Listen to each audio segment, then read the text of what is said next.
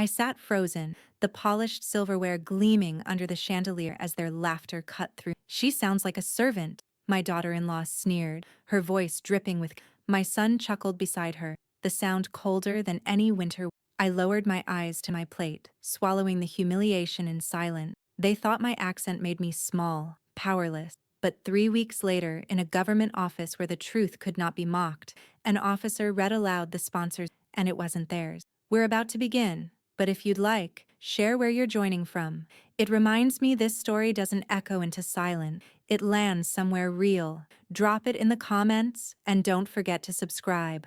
The dining table shimmered under the chandelier, polished silver glinting against porcelain plates. Steam rose from bowls of rice and roasted chicken. The meal meant to be a family gathering, but already humming with unease. Rosa sat at the far end, shoulders drawn in, her weathered hands folded neatly in her lap, as though she were a guest, not the matriarch who once ruled this household. With quiet, Linda's voice cut across the clinking forks. Honestly, David, the way your mother talks, sometimes it sounds like the cleaning lady got a seat at the table. A beat of silence followed, sharp as broken glass, then laughter. David chuckled low, trying not to look at Rosa directly. Linda's laugh was louder, more pointed, a weapon disguised as amusement. Rosa pressed her lips together, letting the insult wash over her like cold water. Her eyes slid to Isabel.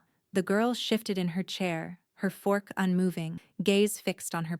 Rosa caught the quick flicker of shame on her granddaughter's face, the way her shoulders curved inward as if trying to disappear. Linda raised her wineglass. No, really. Imagine her at one of those interviews, trying to answer questions. They'll think she's somebody's maid who wandered into the wrong line. Another round of laughter, brittle and ugly. Rosa lifted her glass of water, hands steady though her chest ached. She took a sip, swallowed slowly, and gave no response. Her silence was deliberate, heavy, a shield forged over decades of endurance. On the surface she was stone. Inside, the words carved trenches into memory. The rest of the meal unraveled quickly. Linda's chatter about co-workers, David's bragging about a new contract, Isabel's subdued murmurs when directly asked something. Rosa said little. She passed the bread basket. She nodded politely. She endured.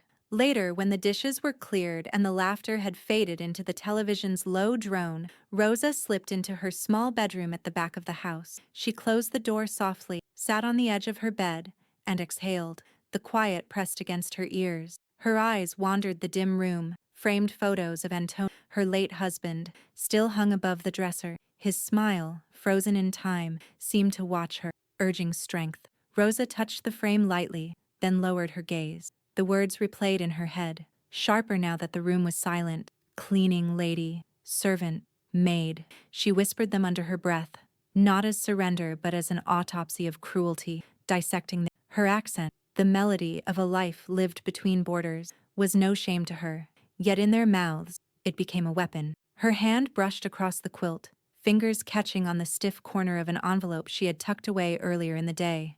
She pulled it out slowly, the paper heavy, official. The return address printed in bold type made her heart pause. She reached for her reading glasses, slipped them onto her nose, and unfolded the letter.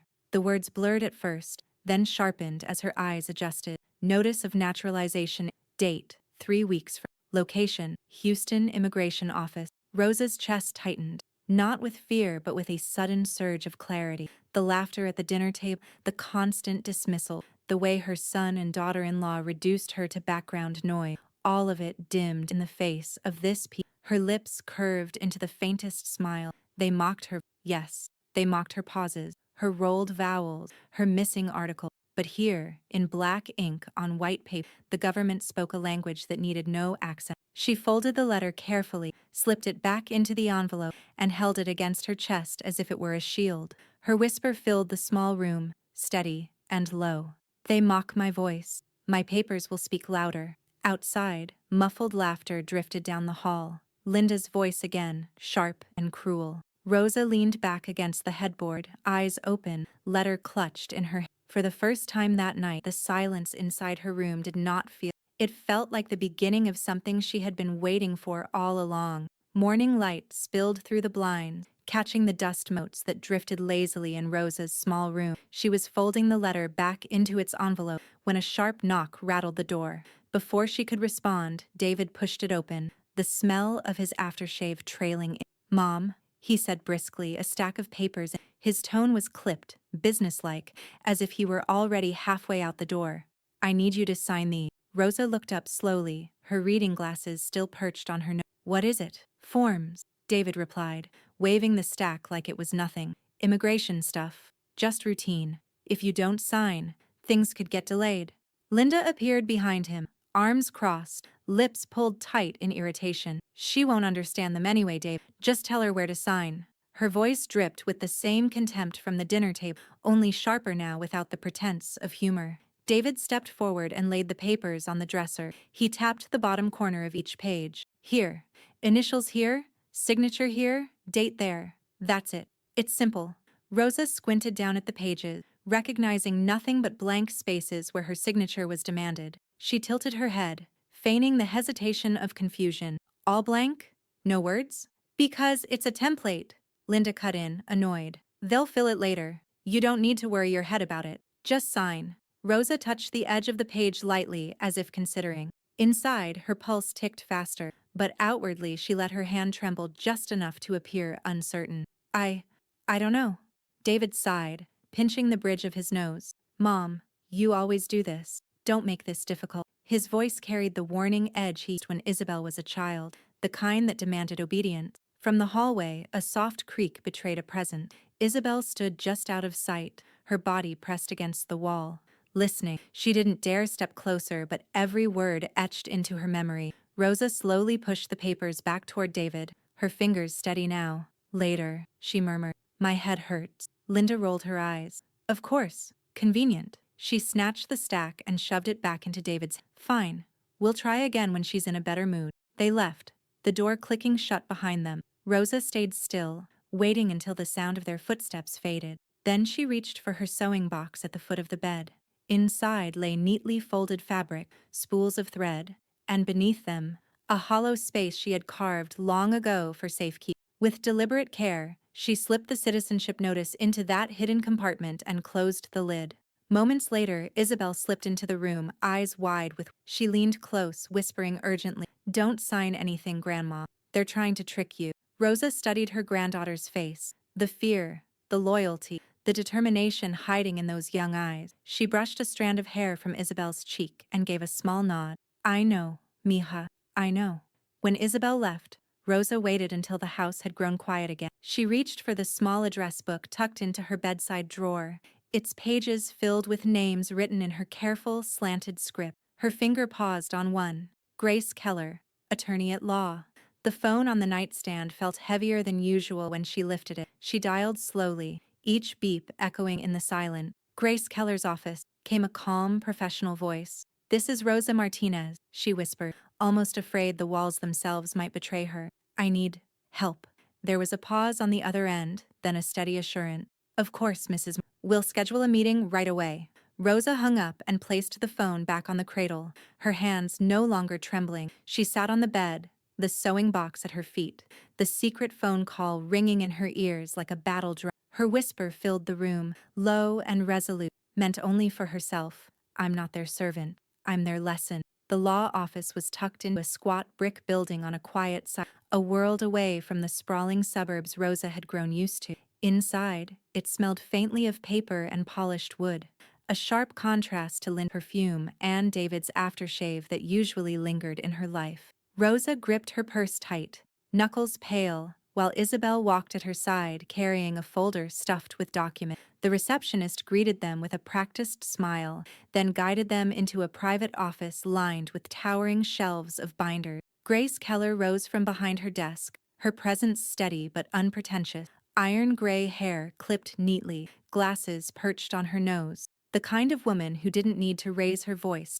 "Mrs. Martinez?" she said, extending a hand. Rosa nodded and placed her own hand in Grace's. Her palm was calloused from years of work, but the shake was. Isabel slipped into the chair beside her grandmother, protective as ever. Grace sat down, opened a legal pad, and spoke gently. "You said you received notices regarding your citizenship interview?" With careful precision, Rosa drew the envelope from her purse. Her hands no longer shook. She slid it across the desk along with her worn green card, her passport, and several folded letters she had hidden away in her sewing box. Grace laid everything out in a neat row, eyes scanning quickly but thoroughly. She adjusted her glasses and reached for one particular sheet, an older sponsorship document tucked into the stack. Her brows lifted. This, Grace tapped the page. This is unusual. Rosa leaned forward, searching Grace's face. Bad unusual? Grace shook her head, almost smiling. Not bad. Very important. She turned the paper so Rosa and Isabel could see. Here. See the line that names the financial sponsor for your immigration process? It's not your son. Isabel tilted her head, reading carefully. Her voice caught. It says, the Antonio Martinez family. Rosa's breath stalled. Her husband's name printed in official type felt like his hand reaching from the past. For years she had lived under David's assumption that he held the keys to her future, that she owed him everything for allowing her to stay in this country. But here, in black and white, was proof that Antonio had ensured her independence long before David ever tried to seize control. Grace sat back, folding her hands. Mrs. Martinez, this document changes everything. If your sponsorship is tied to a trust, then your son has no legal authority to interfere with your naturalization. None. He can shout, he can threaten, he can wave blank forms in your face, but he has no standing. The words sank in like sunlight warming frozen ground. Rosa's chest lifted with a breath she hadn't realized she'd been holding. Isabel reached over and squeezed her grandmother's, her eyes shining with Grandma. Isabel whispered, you don't need them. You never did. Rosa closed her eyes for a moment, Antonio's smile flashing in her memory. She pictured him late at night at their old kitchen table, papers spread before him, planning for a future he knew she'd one day have to face without him. He had prepared this safety net silently, lovingly, and it had been waiting all along. Grace slid a copier across the desk. Let's make duplicates of everything, she said briskly. We'll prepare a file for your interview and a second for protection. Isabel, could you help with the copies? Isabel jumped up, eager, feeding each sheet into the steady hum filling the office. Rosa watched her granddaughter handle the documents with reverence, as if each page was part of a sacred script. When the last copy slid into the tray, Isabel handed the stack back to Grace, who clipped them neatly together. We'll meet again before your interview, Grace said. In the meantime, keep these originals safe. Do not let your son or daughter-in-law near them. Rosa nodded firmly. For the first time in years, she felt like she was holding something stronger than silent. As they left the office, Rosa paused in the doorway, turning her gaze briefly upward as though addressing Antonio himself. Her whisper was soft, but Isabel caught it, her heart tightening at the words. My husband protected me from beyond. The front door slammed before Rosa had even set down her purse. Linda's heels clicked sharply across the tile, her figure cutting into the living room like a blade. She was still in her office clothes, blazer crisp, lipstick freshly reapplied, but her eyes blazed with suspicion. Where were you? Linda demanded. She didn't wait for an answer. I know you went somewhere. You think I don't notice when you sneak around? An attorney? Really? Rosa moved toward the kitchen, calm as stone. She placed her purse on the counter, pulled out a small bundle of cilantro she'd bought on the way home, and began rinsing it beneath the faucet. The sound of rushing water filled the silence she refused to break. David entered behind his wife, face tight with irritation. Mom, we need to talk. His voice was low, but edged with the warning Rosa had heard all her life, the tone he used when he expected instant compliance. Rosa turned off the faucet, dried her hands slowly with a towel, and met his eyes. Yes? You think hiring a lawyer changes anything? David stepped closer, his height casting a shadow across the It doesn't. We can still withdraw you from the process. Don't forget, you wouldn't even be here without. Isabel appeared in the doorway, clutching a textbook to her chest, her breath caught. Her voice came small at first, then firm. That's not true, Dad. Linda whirled on her. Stay out of this. No. Isabel's voice rose, shaking but determined. Grandma has the right to get help. She's not your property. You can't just bully her into signing things. The air in the room thickened. David's face darkened, his jaw tightening. Isabel, he warned, you don't know what you're talking about. Yes, I do, she shot back, stepping between him and Rosa. I've seen what you're trying to do. Linda let out a bitter laugh. Of course she has. You've been poisoning her head, Rosa, turning her against her own parent. Rosa remained still, her hands folded neatly now on the counter. She said nothing, her silence more commanding than any argument. The storm raged around her, but she refused to be dragged into. The argument spiraled. Linda's shrill accusation, David's threats, Isabel's trembling defiant. Rosa watched, her face unreadable, her heartbeat steadying into resolve. She had learned long ago that words wielded in anger often revealed more than their speakers. That night, Rosa placed a quiet call to Grace. She kept her voice low, retreating into her room with the door shut. "They're pressing harder," Rosa said softly. "Good," Grace replied without hesitation. "Let them. Record everything. The more they speak, the more they incriminate themselves." After they hung up, Rosa opened the drawer of her nightstand. From beneath a stack of rosary beads and folded handkerchiefs, she drew out a tiny digital recorder, one Isabel had bought her last Christmas, originally for taping old songs and memories. Rosa turned it over in her hand, the red record button gleaming faintly under the lamp. The next evening, the family gathered for dinner again. Linda launched into another complaint about Rosa's secretive behavior, her tone dripping with disdain. David joined in, warning darkly that he still controlled what happened. Beneath the table, Rosa's fingers moved with quiet. She pressed the button. A small green light flickered, hidden from view by the tablecloth. She raised her glass of water, eyes calm, her face betraying nothing. Inside, though, she felt the weight of a new weapon settling into her palm. Not a blade, not a voice raised in anger, but something far sharper. Her whisper was silent on her lips, a promise carried only in thought. "Their words will betray them?" The Houston immigration office buzzed like a hive. Families clutched folders, translators whispered instruction, children squirmed in plastic chairs that squeaked under them. The fluorescent lights hummed overhead, a cold white glow spilling across the waiting room. Rosa sat stiffly, her purse balanced on her lap. Inside were her documents, organized, labeled, protected, just as Grace had. Isabel sat close, their knees touching, her phone tucked away, her hand brushing against her grandmother and silent. Across the row, David scrolled impatiently on his phone, thumb jerking across the screen, while Linda tapped her nails against the metal armrest, her irritation sharp enough to slice the air. When Rosa's name was called, the room seemed to contract. Officer Paul Harris appeared in the doorway, a tall man with a pressed shirt and a gaze that scanned without rushing. "Mrs. Martinez?" His voice carried both authority and courtesy. Rosa stood slowly. Isabel rose beside her, but Harris shook his head gently. "Only the applicant." David was already on his feet. "I'm her sponsor," he announced, trying to stride past Rosa. Harris lifted one brow, his tone unchanged but firm. "I'll review the file myself." He gestured Rosa forward. "This way, ma'am." The small interview room felt colder, quieter. Harris opened a thick file on the desk, flipping through pages with methodical precision. Rosa sat across from, hands folded neatly. She did not fidget, she did not rush. "Mrs. Martinez," he began, "can you confirm your full name, date of birth, and current address?" Rosa answered clearly, each syllable deliberate. The accent was there. Yes. Round vowels, softened consonant, but her words were precise, measured, confident. Harris made notes, his expression unreadable. David burst through the door before the last word left Rosa's lips. "Officer, I need to be present. She doesn't understand half of what you're asking." Harris didn't look up. "Please wait outside."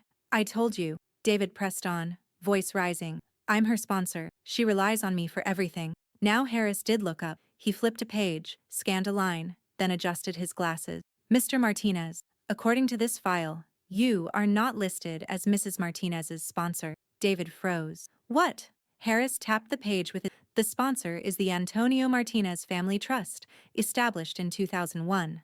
Beneficiary, Rosa Martinez." He closed the file gently as though sealing a verdict. "That means her eligibility stands on her own. No family member may withdraw it." Rosa's lips curved faintly, the smallest of victories hidden beneath calm eyes. She answered the next series of questions with quiet certainty. Where she lived, the civic responsibilities she upheld, her history of employment, her understanding of U.S. history and civic. Harris nodded after, impressed by her preparation. Outside the glass pane of the office, Linda sat bolt upright, her body rigid. She could see David through the door's crack, the color draining from his face as Harris's words sank in. The control he had paraded for years slipped like sand through his fists. Harris closed the folder. Mrs. Martinez, your paperwork is in excellent order. The next step will proceed as scheduled. He offered her a reassuring nod. Well done. As Rosa stood, her knees steady beneath her, she caught a flicker of respect in Harris's eyes. Not pity, not condescension, but recognition. In the hallway, Linda pounced. What did you tell him? Her voice was a hiss, venom dressed as concern. You're going to embarrass this family, you know that? Stumbling over your English like, enough. Harris's voice cut through the corridor like a gavel. He stepped past them, unhurried, the file tucked firmly under his arm. Linda's jaw clicked shut, but her eyes burned with fury. She leaned close to Rosa as the officer disappeared around the corner, her whisper sharp enough to cut. Don't think this makes you strong. You'll never belong. Rosa met her glare calmly, her face unyielding. She did not argue. She did not flinch. She simply shifted her purse higher on her shoulder and walked forward, Isabel falling into step beside her. Only when they reached the parking lot did Rosa speak, her voice low enough for only her granddaughter. Accent is not weakness, she whispered. It's evidence I lived. 2 weeks later, Rosa was called back to the immigration office, this time not for questions of civics or loyalty, but for something colder, sharper. Officer Harris greeted her in a conference room stacked with file boxes. He was not alone. A man in a dark gray suit sat at the table, sleeves rolled up, pen balanced neatly in his fingers. His eyes were patient but piercing, the kind of gaze that made excuses wilt. Harris introduced him simply. Detective Owen Price, Financial Crimes Division. Rosa sat, Isabel at her side, Grace across from her with her own folders spread like a shield. Rosa folded her hands in her lap, silent but watchful. Price opened a manila folder, slid out several checks, and laid them in a row. The paper edges curled from handling. Mrs. Martinez, do you recognize these? Rosa leaned closer, her glasses perched low, her breath caught.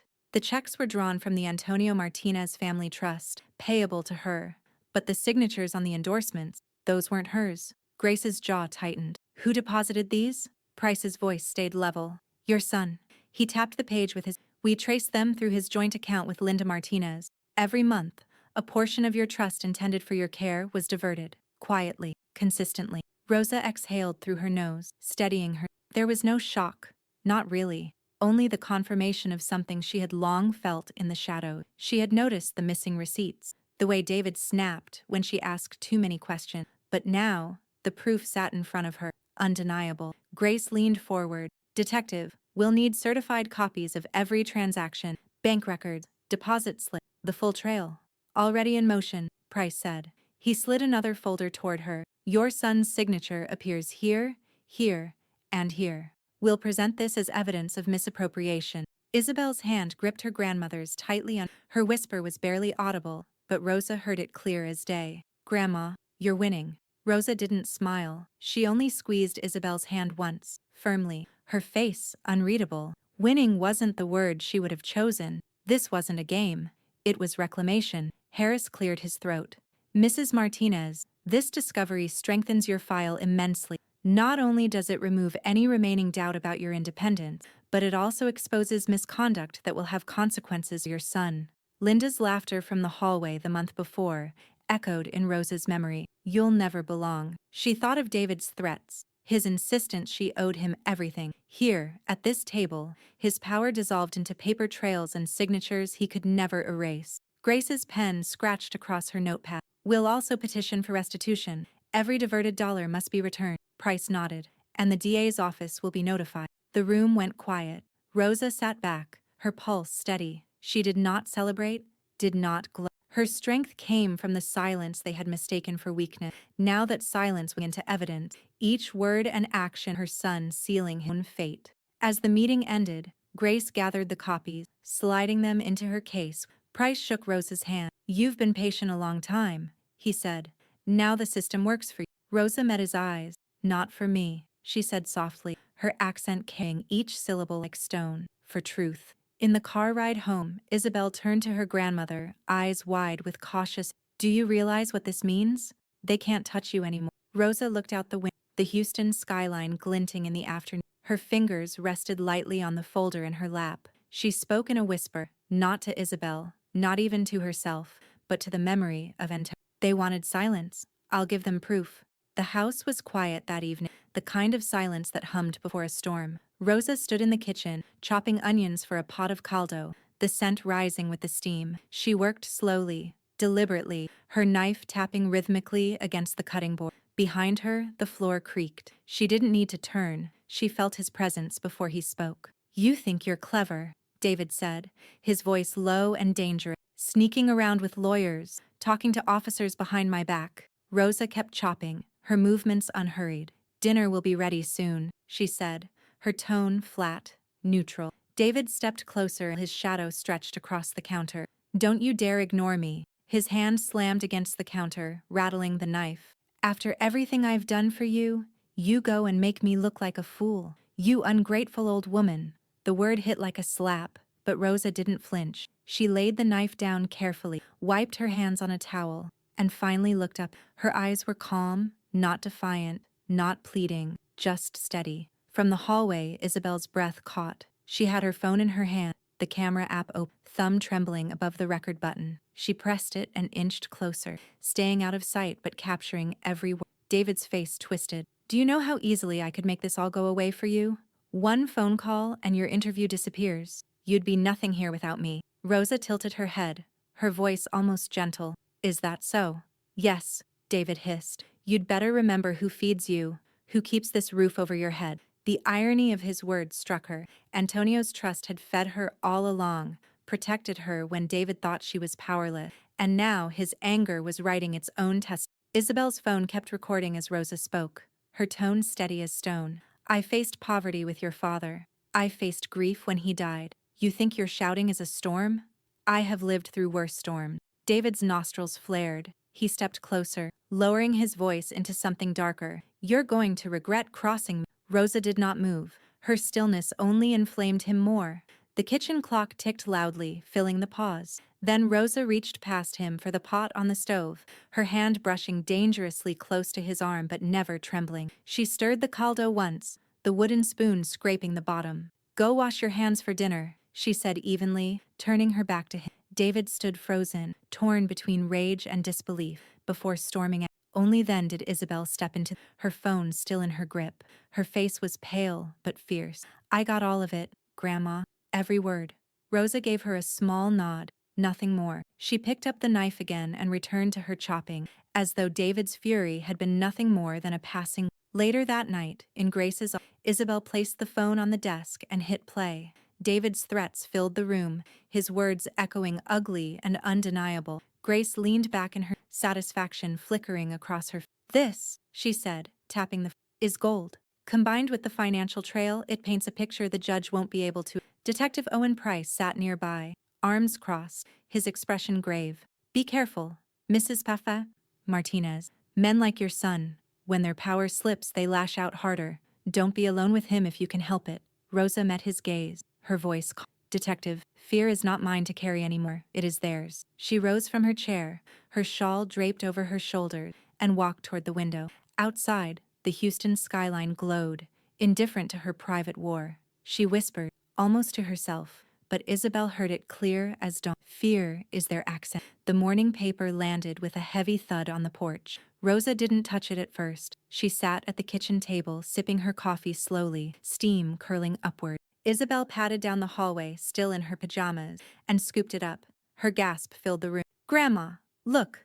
On the front page of the Houston Chronicle's local section, a headline stretched across the fold: "Elderly immigrant battles son over citizenship rights. Financial exploitation alleged." Below it, a photograph of Rosa, taken outside the immigration office, captured mid-step, documents clutched to her chest, her expression steady but solemn. Behind her, blurred in the frame, David scowled, his face twisted in mid-argument. Rosa set down her. The sight of her private struggle made public should have unsettled her. Instead, she felt a quiet shift inside, as though years of whispers in dark rooms had finally been dragged into sunlight. By noon, the phone hadn't stopped ringing. Friends from church left messages of support. Neighbors dropped by with casserole, their voices warm, saying, "We're with you, Mrs. Martinez." Strangers wrote letters that piled on the counter, some in broken Spanish, others in neat English script. "Stay strong. We believe you." The sympathy grew like a tide, swelling around her, lifting her higher than she'd expected. But for Linda, the tide was quicksand. At her office downtown, coworkers avoided her in the break room. She overheard whispers, "Isn't that her mother-in-law? The one suing?" And the sting of humiliation burned hotter than any reprimand from her boss. When she tried to defend herself, to dismiss the article as exaggeration, the looks only sharpened. By the end of the week, Linda sat in her car during lunch breaks, staring at the steering wheel, rage simmering beneath her polished veneer. David fared no better. Clients began to cancel contracts. The whispers spread. Financial misconduct, stealing from his own mother. His reputation, once polished with charm and bravado, cracked like glass. At home, he paced the living room with the paper clutched in his fist, the ink smearing across his palm. "They're making me look like a criminal," he shouted. Isabel stood between him and Rosa, shoulders squared. "You did that yourself," she said, her voice trembling but firm. David's glare cut through her, but Isabel didn't move. She stayed rooted, her loyalty to Rosa no longer a secret rebellion, but an open stand. That evening, Rosa and Isabel sat together on the porch swing. The cicadas sang in the humid night, their song a steady backdrop to the storm inside the house. Isabel leaned her head on her grandmother's shoulder. "They can't hide anymore. Everyone knows now." Rosa stroked her granddaughter's hair, her gaze fixed on the horizon. She spoke softly, the words rolling gently with her accent. "Respect sounds the same in every language." Later, in Grace's office, the lawyer tapped the folded newspaper with her finger. "This helps us more than you realize. Public truth strengthens legal truth. Judges, juries, they read these stories. They feel the weight of community eyes." Detective Owen Price added, "Public pressure ensures no one sweeps this under the rug." Rosa nodded. She didn't bask in the headlines or the sympathy. She only saw them as tools, as more proof piling on. Another layer of protection Antonio had once wished for her. But across town, Linda sat alone in her parked car, the newspaper folded on the passenger. Her reflection glared back at her in the windshield, distorted by tears she refused to shed. Shame burned hotter than anger, and in that moment, she vowed to make Rosa pay for every headline. The immigration courtroom was spare and cold, its walls painted in institutional beige. A row of flags stood behind the elevated bench, their fabric barely moving in the draft of the vents. Rosa sat at the petitioner's table beside Grace, her posture straight, her face calm. Isabel sat directly behind her grandmother, fingers laced tightly in her lap. Across the aisle, David adjusted his tie with a jerk, his face pale but his expression hardened into false. Linda sat close, lips pursed, eyes darting to the gallery where reporters scribbled in notebooks. The bailiff called the session to order. Judge Miriam Lowe entered, her presence instantly commanding. She was a woman in her 60s, with a sharp jaw and eyes that cut through excuses like glass. She settled into her seat, flipping through the case file already in front of her. David was the first to rise, striding to the podium as if he belonged there, his voice projected with rehearsed indignation. "Your Honor, my mother is she doesn't understand this process. She's being manipulated by outsiders, lawyers, reporters, even my own daughter. She cannot possibly answer questions with accuracy. I am here because I've always guided her affairs. Without me, she would be lost." He glanced at Rosa, his tone dripping with practiced pity. "This is not about citizenship. It's about protecting a vulnerable woman from being used." Judge Lowe didn't blink. She made a note on her pad, then looked up. "Thank you, Mr. Martinez.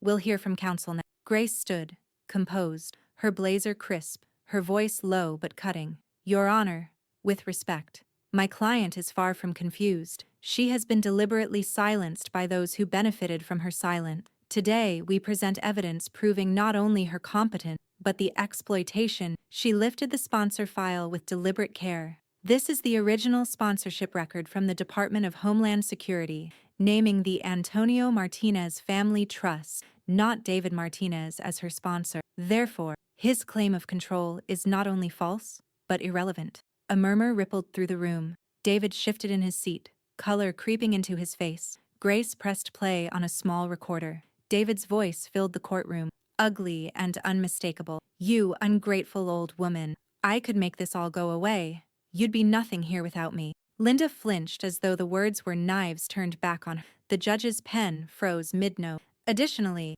Grace can. Detective Owen Price from the Financial Crimes Division will testify regarding theft from my client's trust." Price took the stand, placing his hand on the oath, his voice steady as he explained the trail. We identified multiple checks intended for Mrs. Martinez, endorsed and deposited into David Martinez's account. This was not error. It was deliberate, consistent diversion of funds. He held up copies of the checks, signatures bold and damning. The amount exceeds $40,000. Gasps stirred among the reporters. David clenched his jaw, knuckles white on the table. Then it was Isabel's. She stepped forward, her hands trembling slightly but her chin held high. She swore the oath, then looked directly at the judge. My dad and mom pressured my grandmother. They made her feel like she had no choice. I heard them. I recorded them. She never asked for this fight. She just wanted her citizenship, and they tried to take it from her. Her voice cracked, but she didn't falter. They're my parents, but what they did was wrong. The silence in the courtroom was heavy, broken only by the scratching of pens. Judge Lowe studied Isabel for a long moment, then nodded once. David tried to rise again, blustering, his voice loud and strained. This is all twisted. She doesn't know what she's saying. Sit down, Mr. Martinez. The judge snapped, her tone slicing clean. I've heard enough. Rosa never moved. She sat as she had from the beginning, silent, steady, her hands folded on the table, her eyes fixed forward. When Judge Lowe finally spoke, her words landed with the weight of stone. This court is unimpressed with theatrics. The evidence is clear. We proceed on Mrs. Martinez's application without interference. The gavel struck once, echoing. David's shoulders sagged under the sound. The false authority drained from him. As the courtroom emptied, Rosa leaned close to Isabel, her voice so soft only her granddaughter could hear. They sound desperate now. The courthouse steps were crowded with reporters, their microphones angled like spears, their flashes popping against the gray morning sky. Rosa stood just inside the lobby, her shawl wrapped tight around her shoulder. She ignored the chaos outside. She only listened to Grace's low, steady voice. The grand jury votes today, Grace said, adjusting her briefcase strap. If they indict, this stops being about immigration paper. It becomes a criminal matter. Rosa nodded once, her expression unflinching. Isabel, standing beside her, wasn't as composed. Her hands twisted in the strap of her backpack, knuckles. Inside the grand jury chair, Detective Owen Price laid out the financial evidence, check after check, deposit after deposit, each stamped with David's bold signature. The jurors flipped through binders, brows furrowing deeper with each page. By noon, the decision came. The clerk's voice was flat but final. David Martinez and Linda Martinez are indicted on counts of fraud and financial exploitation of the elderly. The words echoed like a bell tolling the end of one era and the start of another. Rosa closed her eyes briefly, not in shock, but in acknowledgement. Antonio's foresight had carried her this far. Now the law itself would carry the rest. David erupted outside the chamber, his voice sharp with fury. This is a witch hunt. You're all against me because of one old woman who can't even speak straight. The cameras caught every word, his face twisted, his reputation unraveling in real time. Linda tugged on his arm, whispering for him to stop, but her own eyes were wild, panic gnawing at her polished exterior. Grace pulled Rosa aside, her tone brisk.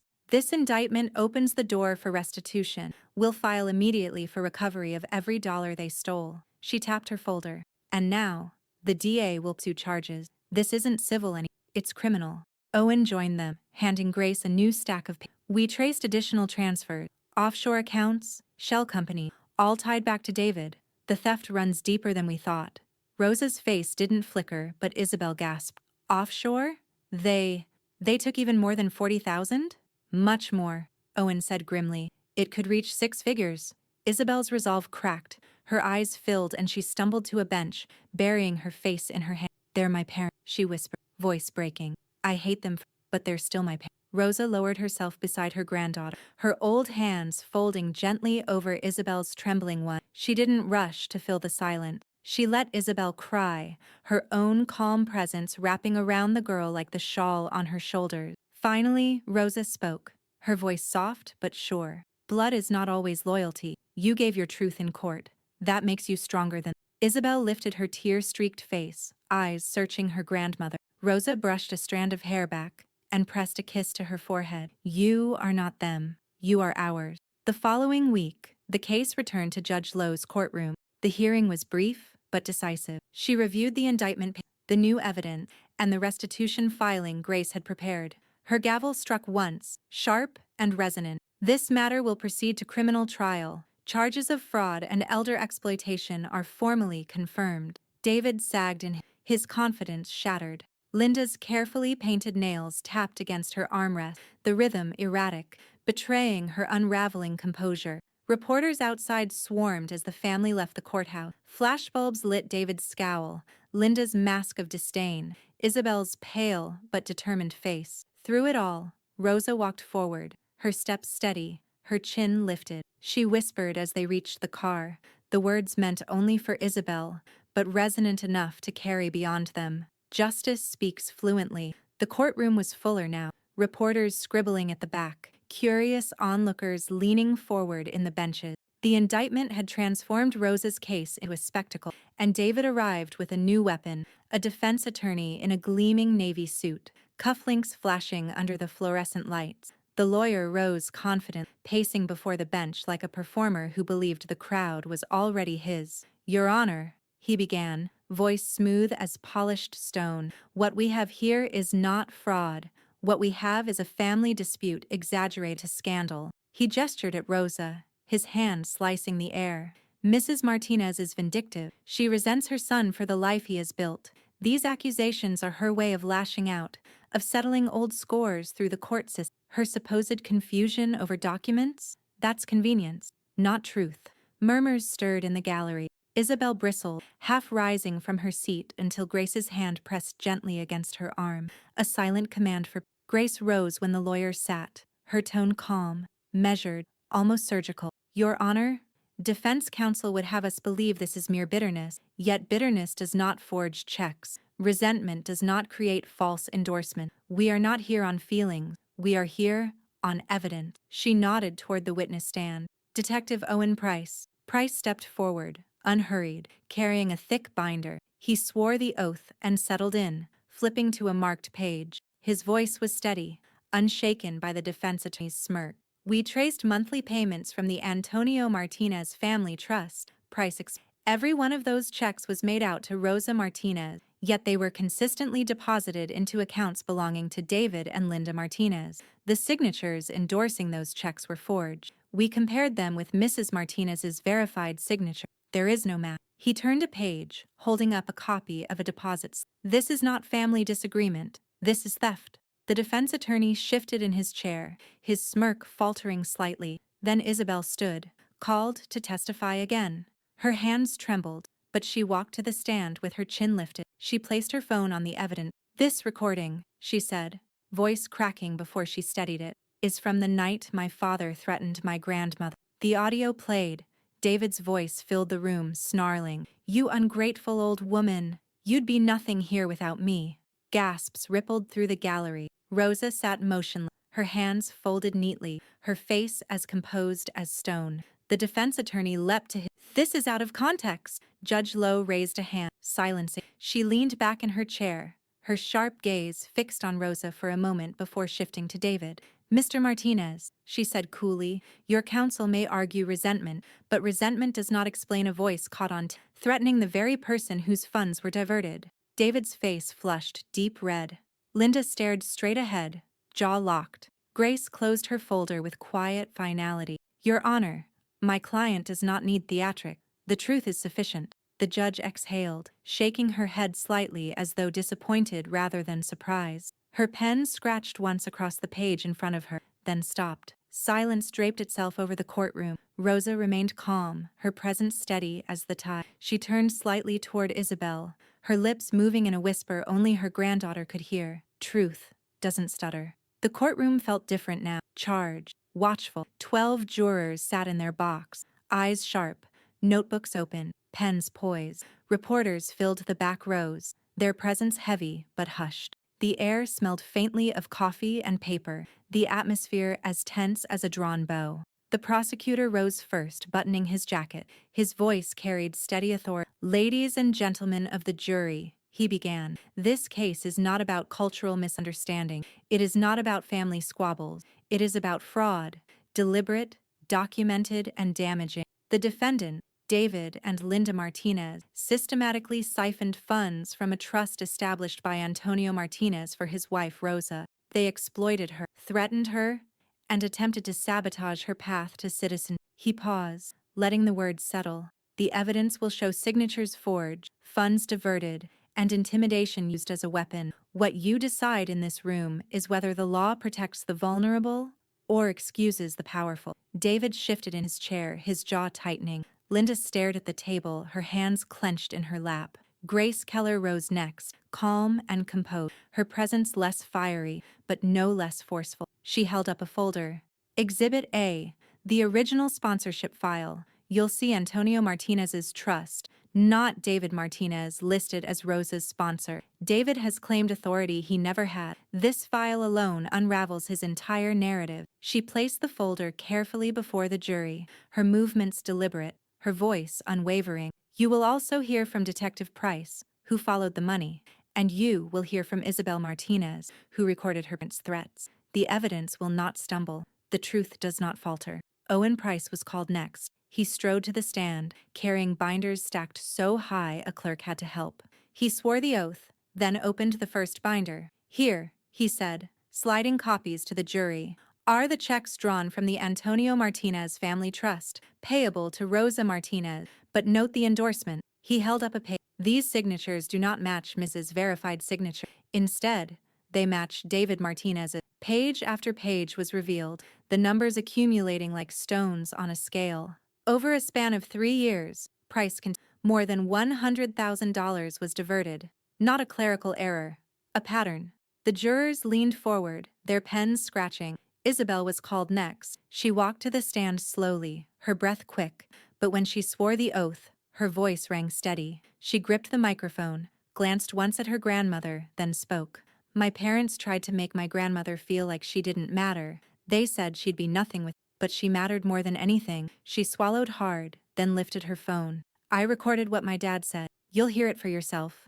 The audio filled the courtroom. David's voice, dripping venom. You ungrateful old woman. You'd be nothing here without me. One juror shook her head in disgust. Another scribbled furiously in his notebook. Linda was called to the stand, her composure brittle.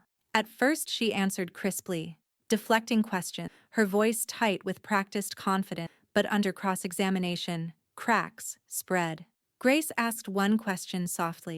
Mrs. Martinez, if your mother-in-law was so incapable, why did you need her signature on blank forms? Linda froze. The silence stretched. Her lips parted, but no answer came. Her eyes darted to David, then back to the jury, panic creeping in. The prosecutor pressed. Mrs. Martinez, were you aware of the diverted funds?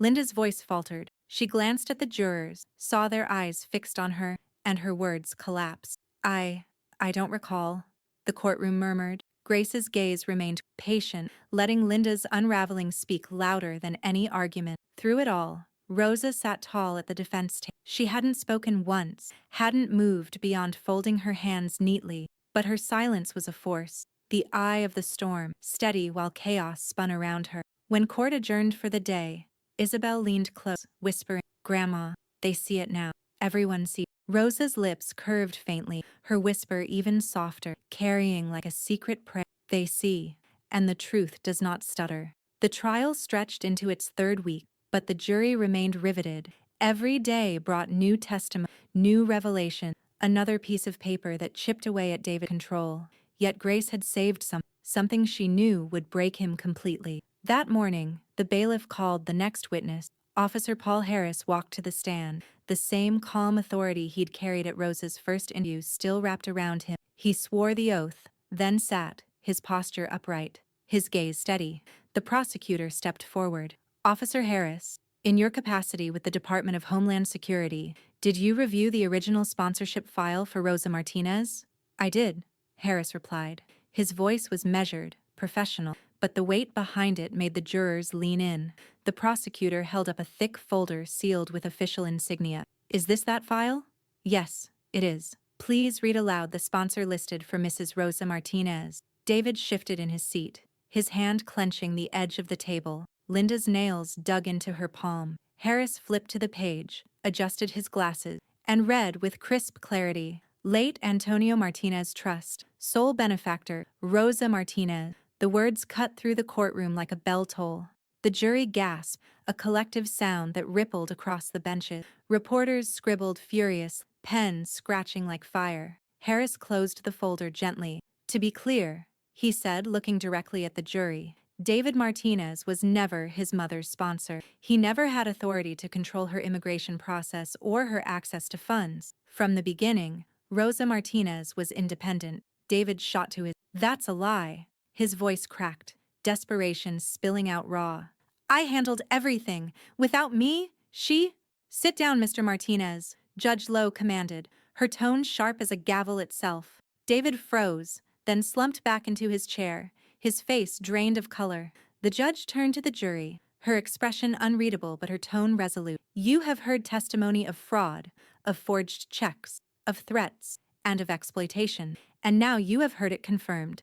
Mrs. Rosa Martinez's independence was guaranteed by her late husband. Any claim of authority by her son or his wife was false from the beginning. Her gavel struck once. This court finds sufficient grounds to not only proceed with criminal sentence but also to revoke David and Linda Martinez's inheritance rights under the Antonio Martinez Trust. They will no longer benefit from the estate they betrayed. Linda gasped audibly, the sound breaking the courtroom's silence. Her hand flew to her mouth, her eyes darting wildly as though searching for an escape. David's head dropped into his hand, his shoulders shaking, not with grief, but with rage contained by walls he could no longer. Isabel bolted from her, rushing to her grandmother's side. She threw her arms around Rosa, tears streaming freely now. You did it, Grandma, she whispered through sobs. They can't touch you anymore. They can't take anything.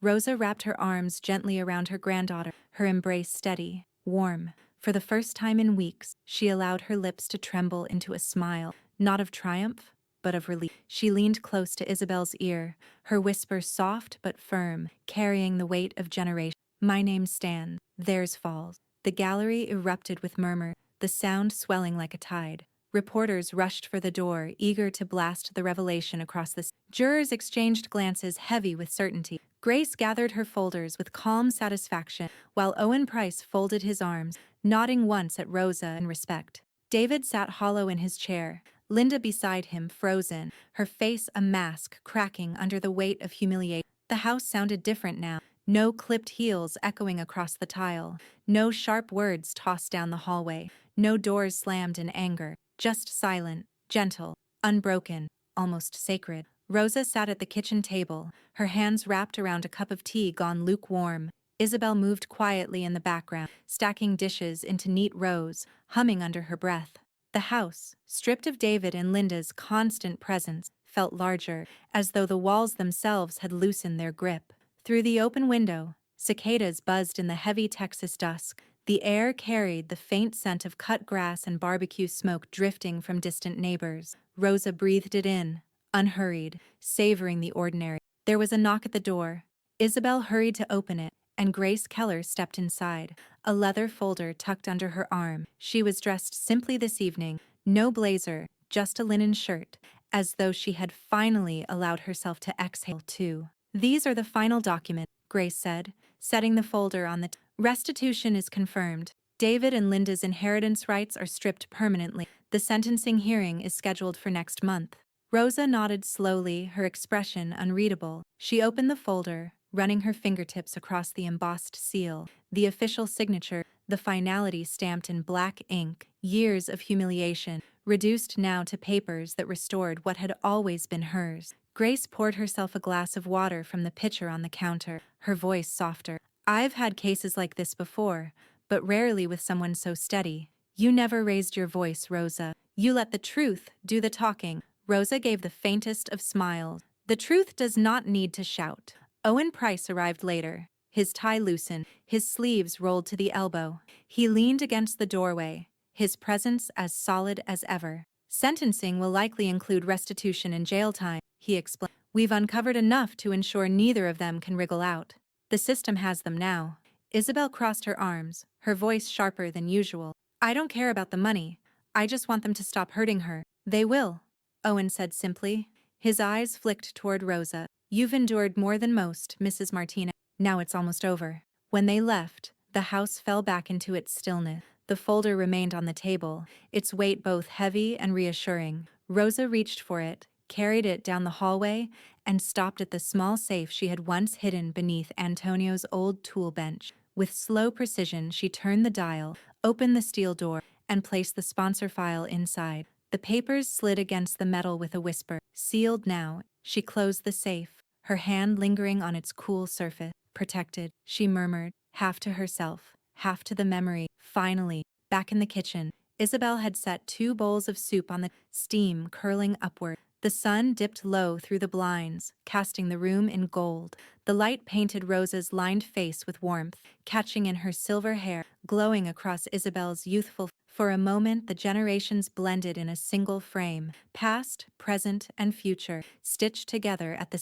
Rosa lifted her spoon, her hands steady now, and whispered with quiet conviction, accent intact, dignity intact. The federal building's auditorium was dressed in red, white, and blue. Flags lined the stage, their fabric catching in the hum of the air vent. Rows of chairs filled the hall, occupied by people of every age and background, faces lit with nervous smiles, babies in arms, parents whispering reassurance. Rosa stood among them, her shawl folded neatly over her shoulders, her posture straight, though her knees trembled beneath her skirt. In her hand, she clutched a small American flag on a wooden stick. The texture of the paper and fabric steadied her. From the audience, Isabel caught her grandmother's eye and, tears already shining. She had dressed carefully, in a soft blue dress Rosa had once mended for her, her phone tucked away for this moment she wanted to keep not as pixel, but as memory. Grace Keller sat beside Isabel, hands folded in her lap,